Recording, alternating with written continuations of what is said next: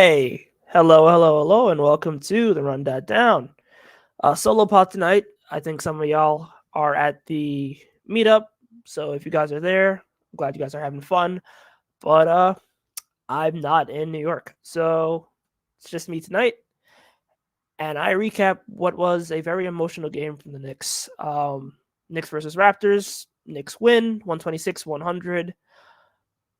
The homecoming of RJ Barrett and Emmanuel Quickly. Very warm reception from the crowd. Very emotional game, very energetic game. And to their credit, Emmanuel Quickly, RJ Barrett gave us a show. RJ Barrett with 20 points, 8 rebounds, 4 assists. Emmanuel Quickly with a double-double, 12 points, 11 rebounds. And that's kind of it for the positives regarding the Raptors. Meanwhile, the Knicks up and down the board, great contributions from everywhere. I think it starts with Jaylen Brunson, 38 more points, 9 more assists, 5 more rebounds, 13 of 23 from the field, 5 of 11 from 3. Perfect at the free throw line, 7 of 7. And then Julius Randle, triple-double, 18 points, 16 rebounds, 10 assists, 7 turnovers, but we don't talk about the negative after a win.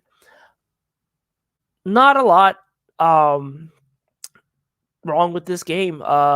Besides the turnovers, it was a very weird turnover first half where the Knicks were kind of just making a lot of sloppy reads, and it kind of seemed like they were trying to force the issue too much, and they were relatively sloppier than usual.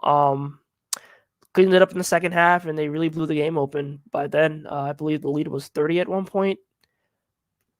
Yeah, just great game from the Knicks. I haven't even talked about Precious Achiuwa yet. The Precious Achiuwa revenge game where he drops 18 points, 11 rebounds, 9 of 10 from the field. I can't believe that happened. I don't think y'all could believe that happened. And you know what? I'm not complaining. It was a good night. Yeah, honestly, just really good basketball. Really productive basketball. 6 guys in double figures, triple-double, double-double from Achiuwa. That's all I got, really. So let's get into the comments. Let's kind of see how everybody's feeling. Thank you guys for joining me. I know it's a little bit different than we're used to, but soon enough, I think we'll have most of the crew back and not all of the crew. So looking forward to it. Jaylen Brunson's last 8 games, 30.5 points, 7.8 rebounds, 7.8 assists per game, 51.8 from the field, 41.3 from 3. Knicks are 7-1 of those games. I mean, clear all-star. I would say very clearly all-NBA at this point. He's just been cooking, man. I think he's going to win Player of the Week. I don't really see anybody who's going to be able to beat him. Another Player of the Week for him. So I think that'll be his 3rd this season. Yeah, he's just been on fire. Julius said it a couple days ago, Head of the Snake. This guy has just been different, and it was a travesty he didn't make it last year. He's surely going to make it this year. I think if you ask a lot of people, he should be starting right now. But yeah, he has just been on fire. Can't say enough about him. Can't say enough about the play that he's had. And if he's able to do this and the team is able to match him in the playoffs, then this team has a chance to do something very special. That's as complete as the wins you'll ever see. I think so as well. I'm shocked it was that seamless in the second half. It didn't really feel like it was going to be that way given the first half and how much the defense was porous. The fact that I believe it was 59-57 at halftime and they ended up with 100 points for the game kind of shows you how much they locked in. And once they locked in, it was not even close, really. Yeah, it starts with the defense of OG Anunoby.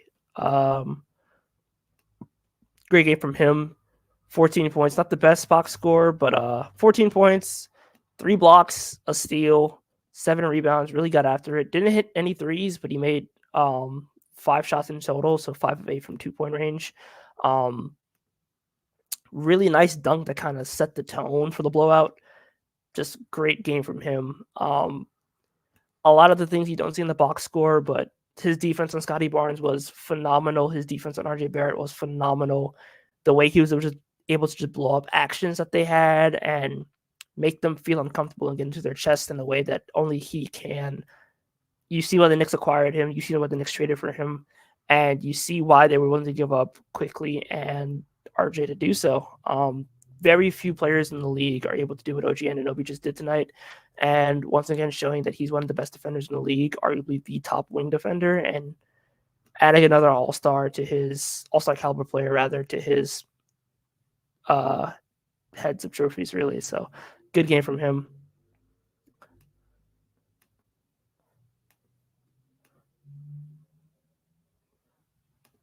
I get why they traded for OG, but it's really annoying that the Raptors' two best players are the guys we traded to them. I would have RJ Barrett slander, but he actually. Oh, I'm gonna say I have RJ Barrett slander all the time. Yeah, RJ Barrett's not better than Scottie Barnes. Relax. One positive of the Raptors having RJ and IQ is that their fans can stop pretending Barnes is anything but a below average role player. That is true. Scottie Barnes is not him. Julius Randle tonight, 18 points, 16 rebounds, 10 assists, 7 of 13 from 7 of 13 from the field, 3 of 7 from the 3, plus 16, fourth all-time in triple-doubles in Knicks history. Honestly, it was a game where, despite the turnovers, he was very in control. He didn't force anything. He didn't look to be too uncomfortable about the Raptors' defense. Granted, the Raptors haven't played defense since the trade, but you kind of saw that he was just able to make the right reads, kick out to the open shooters. He was able to get into the paint and score when he needed to, dish when he needed to. He was aggressive on the boards tonight, especially with Hartenstein going down, who left the game with a sore left ankle. Hopefully it's not too bad, and hopefully he's able to be healthy for the next game. But it seemed like Randle got up for this game. You saw him chirping at RJ at the free throw line. You saw him in more of a positive mood than I think we're used to seeing him, and it showed on his court tonight. Great game from him. Very productive game from him. Stuff in the chat sheet. Brunson should finish no lower than 5th in MVP voting. I think he should be a legitimate candidate. I think you look at guys like, obviously, Embiid, Jokic, Shea, Luka, but like the things that this guy's been able to do for this team, for this franchise, really, like, I don't think you can understate it. He obviously won't win it, but he deserves to be in that conversation, and what he's been doing is incredible. Yeah. Our next game is on national TV against our practice squad. JP by drop 50. Honestly, they're playing the Nets. Granted, they beat the Lakers, but that's the Lakers, and the Lakers are their own kind of mess. 50 might happen. I mean, he already did it once, so he could do it again. Jaylen's last 3 games, 36.3 points per game, 8.0 assists per game, 5.3 rebounds per game, 54% from the field, 46% from 3. He's on a different level. Again, easy player of the week. So that'll be his 3rd, and I think he might be leading the East, if not behind Embiid. I don't think anybody's won it more than him. So run him his accolades and awards, give him his all-star berth. Jaylen Brunson has scored at least 30 points and dished out at least 7 assists in each of his last 4 games. That's the longest streak with 30 points and 7 assists by a Knick. Again, rewriting history is Jaylen Brunson. I'm going to keep saying it until it happens. All-star him, All-NBA him, awards now. Thanks for the content. How do you think OG is feeling about the amount of shots he gets? He still uses a role player. Brian Benjamin, thank you for the $5 super chat. I mean, if he gets paid, I don't think he's really complaining too much about his role. He wanted to be here. I think he understood what came with that. His role isn't too different than what it was in Toronto, and he's still getting the chance to be a creator with his reps, which I don't think Toronto was really giving him this year compared to like the last couple of years. So I don't think his role is too big of an issue. I do want to see him getting more involved in the offense, but like they've been trying ways to incorporate him. You've been seeing like DHOs. You've been seeing him flash more. You've been seeing him get, opportunities as a pick and roll ball handler. They've been trying to like see what sticks with him, trying to get it more integrated into the offense. And again, it's only been 3 weeks, so I think as he gets more comfortable with the offense and as he gets more comfortable with the team, I think you can probably see him have a bigger role. But I mean, it's hard to complain about someone who's giving you 15 a game on the level of efficiency that he does. So, and he'll still get it paid very handsomely. I think the Knicks already know what the offer is, and I think he already knows what the offer is going to be for the Knicks.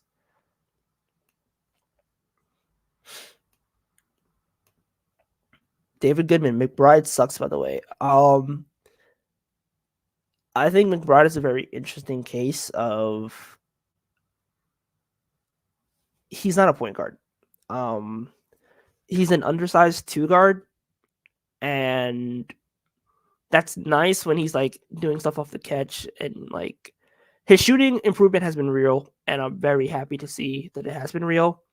But he can't run an offense at an NBA level, and I think the Knicks know that, and I think the Knicks are going to adjust to the fact that like maybe Deuce isn't ready to run an NBA offense. The problem is you can't really bench Grimes right now. I get that he's struggled the last couple of games, but I don't think they really bench Grimes. And if it's a matter of Deuce versus Grimes, I would take Grimes easily. So I wouldn't be surprised if when the Knicks do get that third guy off the bench, whether it be Clarkson, Brogdon, Terry Rozier, whoever it may be, I think Deuce should probably be out the rotation. But I mean, he's a good player and he's a good depth piece. And the fact that he's able to shoot now is very promising for long-term asset and long-term play. Will Mitch be able to get back in the rotation with the emergence of Precious Star or Achiuwa? I don't know, man. We might just trade him. I mean, Kelly Olynyk's available. I feel like Kelly Olynyk and Precious Achiuwa might get into it. Might be special. Knicks schedule for next week: at Nets on Tuesday on TNT, at home for Nuggets on Thursday, at Heat on Sunday afternoon on ABC. If Hartenstein is not playing, the game against the Nuggets might be a little bit scary. I think they wax the Nets regardless, and the Heat on Saturday afternoon. That'll be a very interesting game to see what Knicks show up. I'll put it that way. When Knicks show up, will it be like the Knicks that are very precise with their actions and are able to kind of really compete with the Heat, or will it be the Knicks that we saw tonight in the first half, which were really sloppy and making a lot of poor decisions? We'll see what happens there. With OG, I'm not scared of Tatum or Butler in the playoffs. Yeah, I agree. To be fair, last year Butler wasn't really that much of a factor. It was the role players, but I feel that with OG that they have the premier wing defender in the league that values wing scoring. So it'd be very interesting to see how that matches up in the playoffs.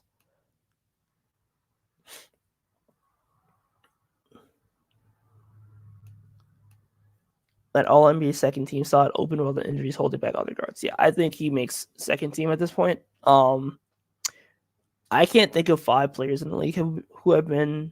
I can think of 5. I can't think of 6. I think he makes all NBA second team right now, and that feels very fitting. Like he has been realistically a top 10 performer in the NBA so far. He's 4th in points for crying out loud. Like the fact that people talk about the Knicks not having a star dismiss Brunson as well, but then talk about Melo as that level of player. LOL. Jaylen Brunson is a star. I don't think there's any more doubt about that. He was a star last year, even though he didn't get the accolades, but like he's clearly a star and a playoff riser and one of the best guards in the league. I mean, I'd argue he's a top 5 point guard right now. He's arguably the best point guard in the East. I don't think anybody who thinks Jaylen Brunson's not a star is talking in reality.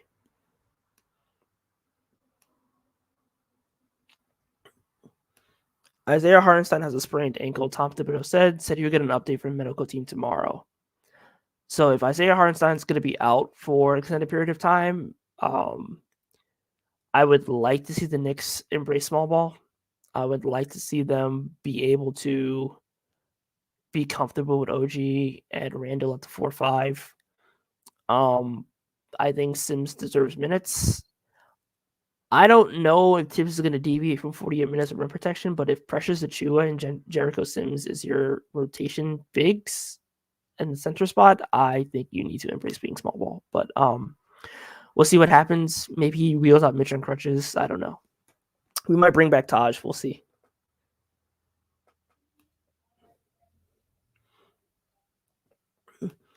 They got to pick up Bismack off his couch. I heard him missing weeks with the injury. If Bismack Biyombo was actually playing NBA minutes for us, I'll be kind of disappointed. Oh, corrected. Sorry. Sore left ankle. So seems more positive. So hopefully it's not maybe a game or two, but he's able to be back for the stretch run of the homestand. Brunson was the star last year, and he's taken a major leap this year. I agree. I mean, I think the one knock on Brunson's game was he's not comfortable taking volume threes. And now not only is he comfortable taking volume threes, he's one of the best pull-up shooters in the league. And now you have games where he's regularly taking 8, 9, 10, 11 attempts. He took 11 attempts tonight, hit 5 of them. That's a great game from him. And I think if you saw him 2 years ago, you'd be like, I don't think he'd ever be like a pull-up threat kind of guy from 3-point range, because he was always good with the pull-up middies. But the fact that he's able to do that from 2 and from 3, like legitimate 3-level scorer, I don't know how you stop him.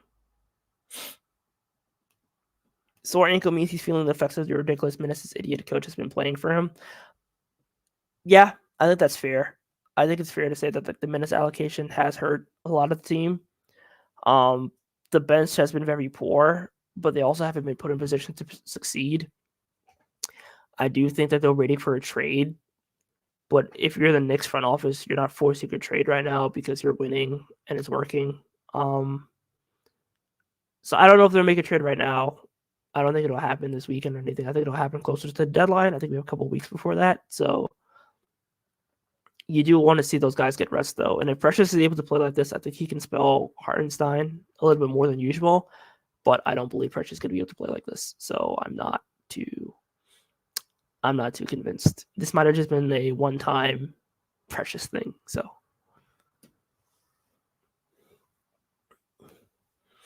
we need to embrace small ball if we want to actually compete for the final 16 wins of the season. I agree. I think if you are a competitive NBA team, unless you have like a Jokic caliber player, I think you need to embrace having a small lineup.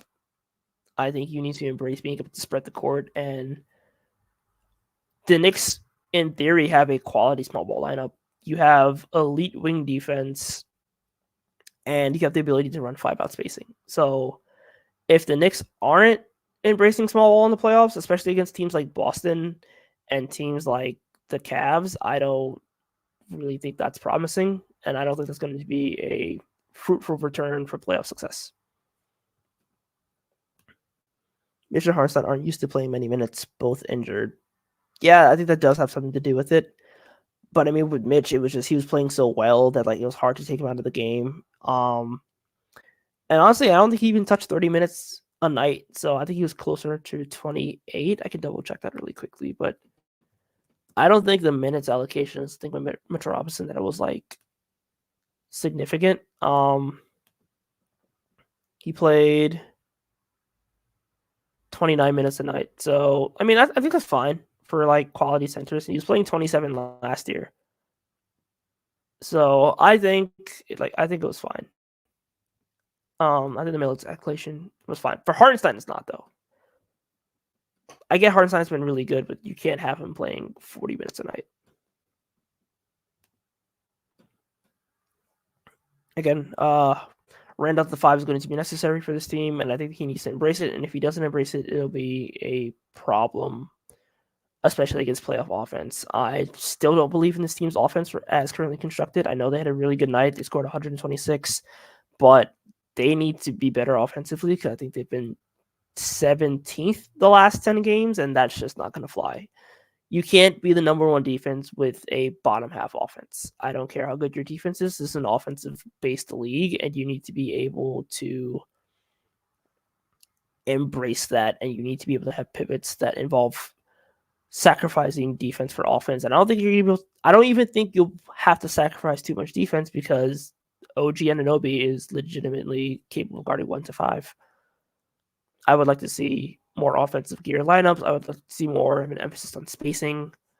Granted, the net rating for the Josh Hart, OG Anunoby, Julius Randle 2, 3, 4 lineups are like insane, but I don't think that's going to be viable against good teams. So, yeah, but thank you guys for joining. Won't be the longest post game, but really nice to talk with you guys and really nice to be able to like discuss Knicks. I guess we could also talk about Bruce Brown.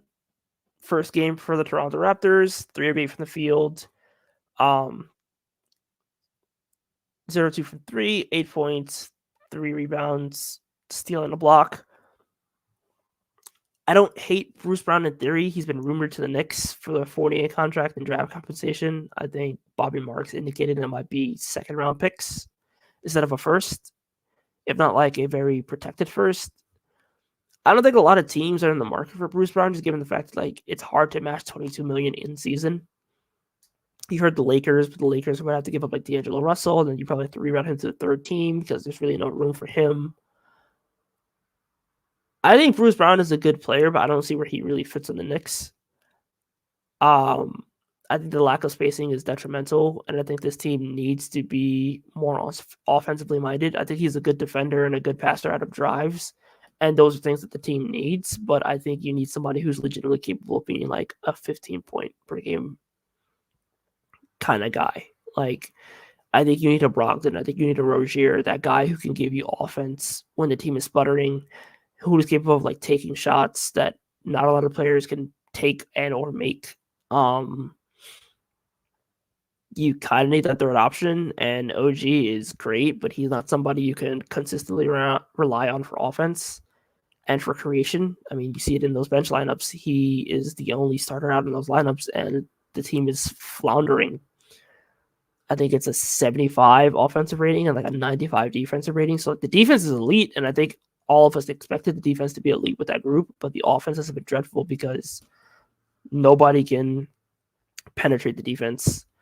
Nobody is able to take shots off the dribble, quality shots off the dribble, and ultimately it just leads to a lot of driving kicks and poor looks, and you could just kind of load up against Josh Hart and just creates bad possessions.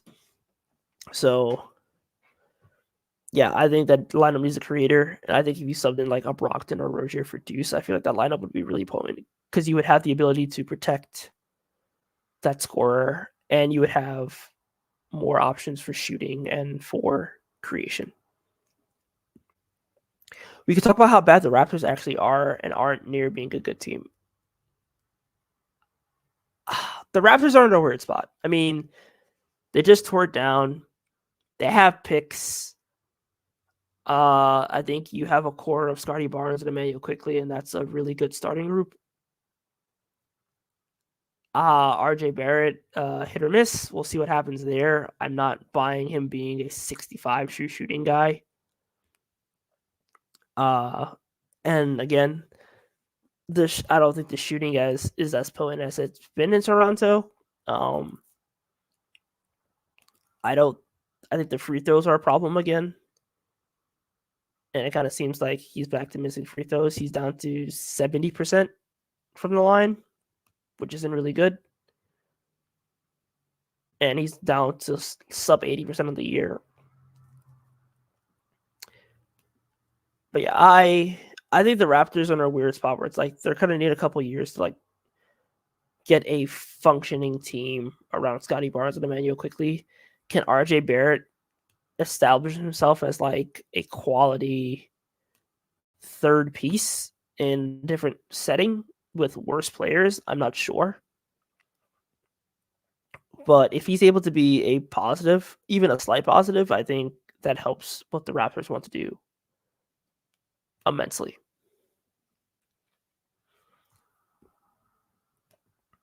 Not to keep beating this point, but I would love adding Bruce Brown to Tibbs much more willing to play small.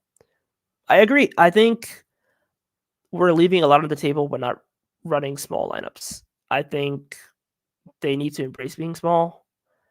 And I think being small against a lot of teams, like the Sixers, for example, I think you could be small against the Sixers. I think you could be small against the Bucks. I think there's opportunities to run small offense and to take advantage of laterally slow players on those teams. And it kind of feels like if we're not able to do that, then what are we doing realistically?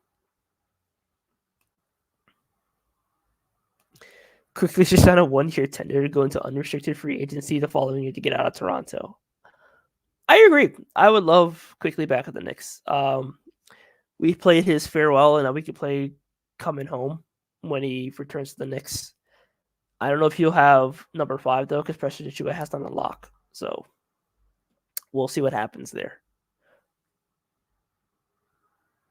But yeah, truthfully, I think from going back to the Raptors, they have capital now, which is good. They foolishly traded away their pick this year, but I think they might be so bad that they actually keep it. So I don't know if they want to keep it this year.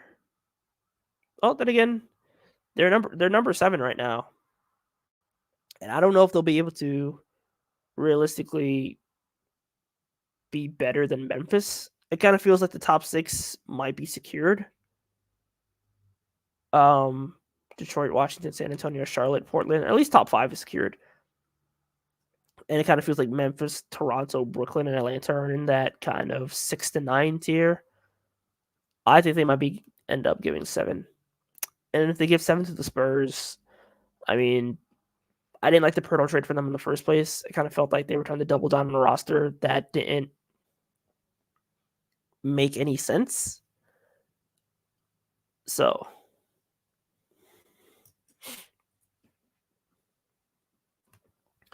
sure, but how many U.S. stars actually want to stay in Toronto? Look at other sports and even the Kawhi situation. Unless you're someone that's grown there, I don't know if people want to stay in Canada.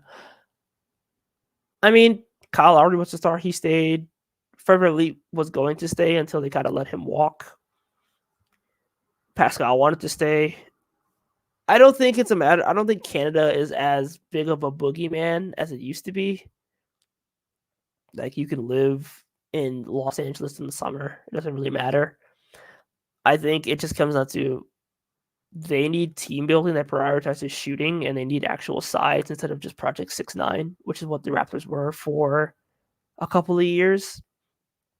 And I think Masai has pivoted nicely, and they put themselves in positions to where they have capital, they have the ability to build around a couple core pieces, and I think that's a good starting base. They're just going to lose a lot of games this year and probably next year because this year's draft isn't that potent.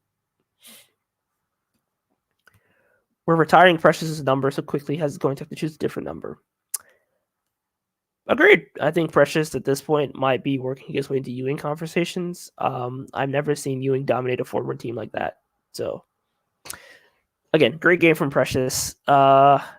Surprisingly great game, but I think I saw Raptors fans saying that Precious was going to kill us more than anything. So it's actually hilarious to see the fact that he did end up killing them. So Precious Achiuwa is officially a Knick, and beautifully for us, he might be starting a couple games. I say beautifully sarcastically, by the way. Please don't take it against me.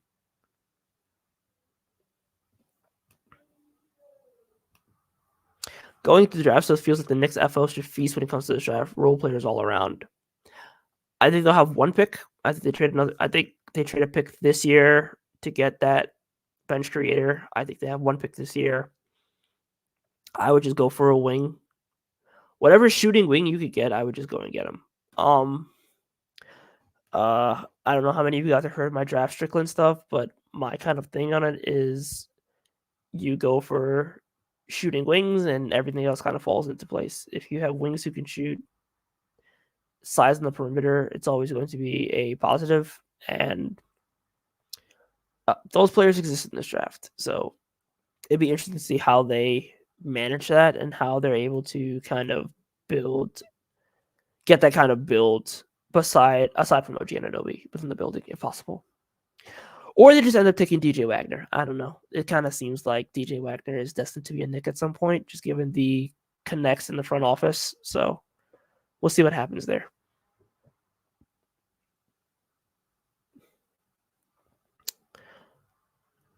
But yeah, a little bit of a different post game, guys. But thank you guys for joining me. Thank you guys for coming out. Knicks play again Tuesday night. Rooting for a Knicks win and a good old fashioned beatdown of the little brothers across the river. So thank you guys for joining me. Thank you guys for supporting the stream, and go Knicks.